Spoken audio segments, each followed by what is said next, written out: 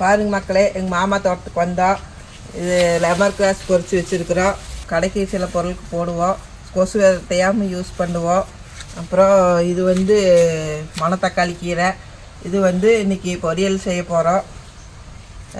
பலா மரத்தில் குழம்பு வைக்க போகிறோம். பலாக்காய் பொரிச்சிருக்குது, குழம்பு வைக்கிற பலாக்காய் பிரியாணி செய்யலாம். இது டேஸ்ட்டாக அவ்வளோ டேஸ்ட்டாக இருக்கும். அப்புறம் இது வந்து கொய்யாப்பழம் பொரிச்சிருக்கிறோம். இது வந்து நீ அறுத்து சாப்பிட போகிறோம். இது பப்பாளி பழம். இது காயாக இருக்குது, 2 நாள் ஆகு பழுக்கிறதுக்கு. பழுத்ததுக்கப்புறம் தான் சாப்பிடுவோம். இது வந்து வாழைப்பூவு வடை செய்ய போகிறோம் இன்றைக்கி. வாங்க சாப்பிட்லாம்.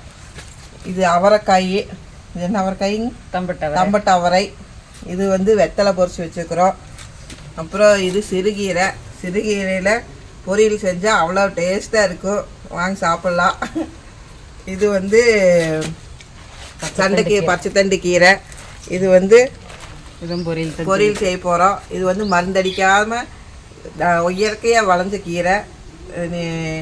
இது முருங்கைக்கீரை சூப்பு வைக்க போகிறோம். இது ஆரஞ்சு பழம் ஆரஞ்சு ஜூஸ் போட போகிறோம். இது சுண்டைக்காயில் குழம்பு வைக்க போகிறோம். இது பூ எலுமிச்சம்பழத்தில் சாப்பாடு தாளிக்க போகிறோம். சூப்பராக வந்து